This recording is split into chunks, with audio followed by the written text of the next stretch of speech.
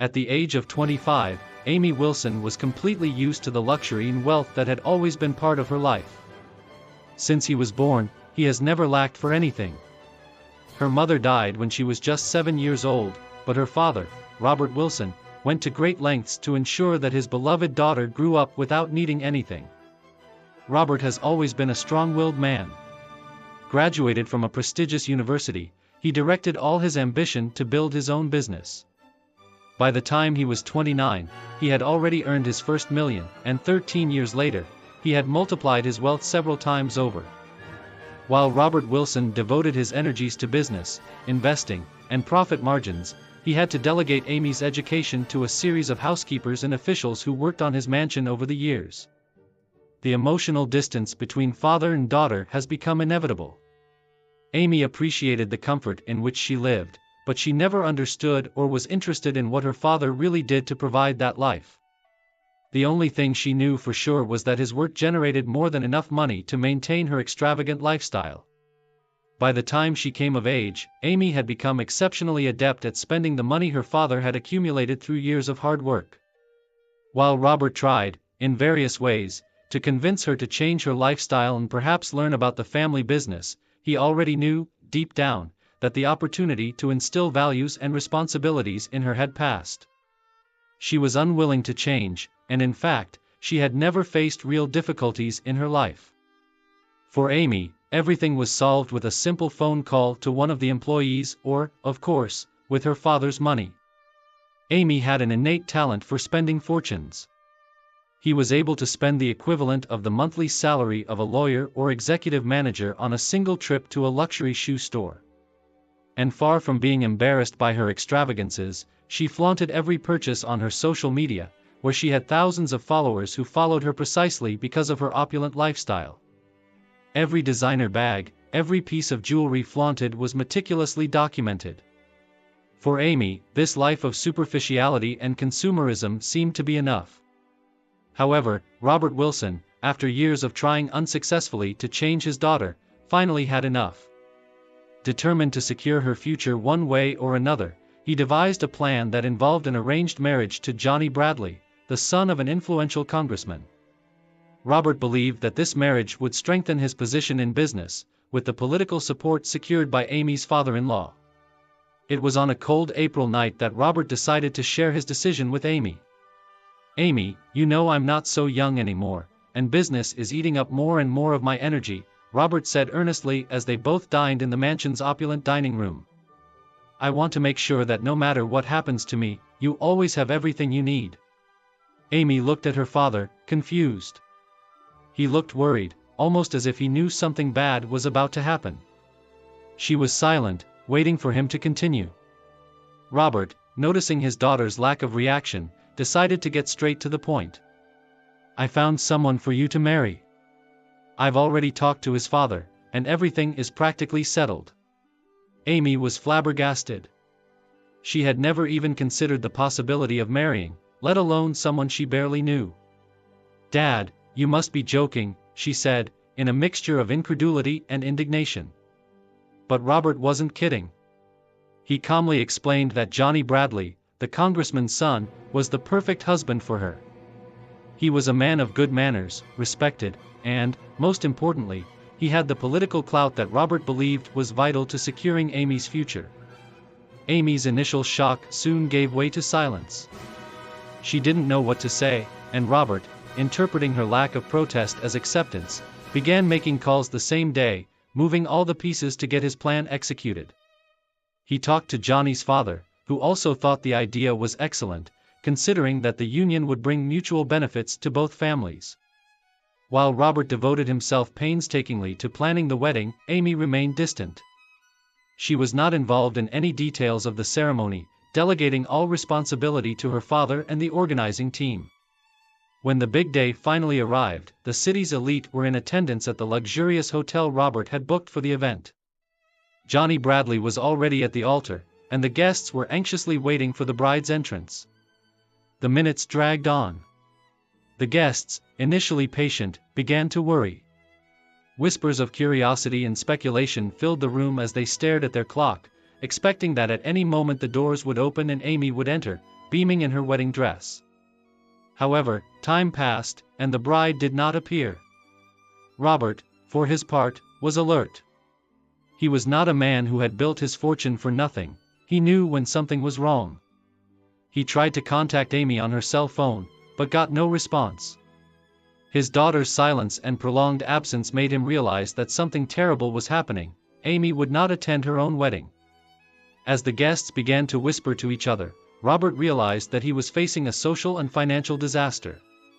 He was involved in a scandal in front of the entire elite of the city. When Robert finally returned to his mansion, he found Amy sleeping soundly in her room, as if nothing had happened. The reality was cruel. Her daughter didn't care about the consequences of her actions. She had no idea how her life would change from that moment on. Sylvia took Diane by the hand and felt taken by a force she had never felt before. When they arrived at the small house, the girl was curious, looking everywhere, while Sylvia, still perplexed, tried to process everything that was happening. She never imagined that her life, which had once seemed so empty and futile, could gain such deep meaning in such a short time. Diane's presence had awakened in her a sense of responsibility she never thought she had. In the first days after Diane's arrival, Sylvia dedicated herself to adapting the house to accommodate the girl. She had little savings, but she was determined to transform this environment into a welcoming home. Neighbor Teresa was a great help, offering antique furniture and helping Sylvia learn how to manage the house efficiently. They spent hours together reorganizing the space, and it was during one of those long afternoons that Teresa shared a story about her own past. Teresa had lost her husband in a car accident years ago, and since then, she had learned to live on her own. Sylvia listened attentively, feeling a deep connection with this woman who had now become an almost maternal figure in her life. Teresa, in turn, saw in Sylvia the daughter she never had, and admired the transformation that occurred in that young woman who had previously been so lost in futility. Meanwhile, Officer Andrew also continued to visit the house. It brought news about Diane's adoption process, which was moving slowly. Each time he appeared, he seemed to find an excuse to prolong the conversation with Sylvia, either by discussing trivial matters or offering to help with minor repairs to the house. With each passing day, Sylvia began to feel more comfortable with his presence. There was something comforting about his calmness and kindness, and although Sylvia was focused on her new life with Diane, she couldn't help but start wondering if something else might come up between them. The weeks went by, and Sylvia's new routine took hold. She would start the day by taking care of Diane, prepare breakfast and take her to the local school, where the girl, although initially shy, began to make new friends. After that, Sylvia fulfilled her delivery work, traveling through the districts of the region. Life was simple, but for the first time, Sylvia felt fulfilled. Each letter delivered, each smile received, made her feel part of something bigger than the empty world she had known. On a sunny afternoon, while Sylvia was in the middle of her deliveries, she received an unexpected call. It was his father, and for the first time in months, he looked different. His voice no longer carried the austere tone he always had. He invited her to lunch the next weekend, saying he needed to talk to her about something important. Sylvia accepted, although not sure what to expect. On the appointed day, Sylvia, accompanied by Diane, went to meet her father in a discreet restaurant, away from the hustle and bustle of the big city.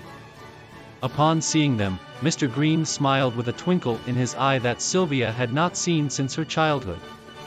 He seemed truly happy to see them. "Sylvia, I want to start by apologizing," Mr. Green said, in a sincere tone. "I know I tried to force you into a life you didn't want, and now I realize how wrong I was.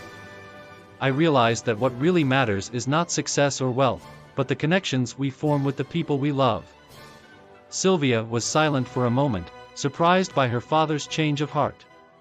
She had never seen him so vulnerable, and it touched her deeply.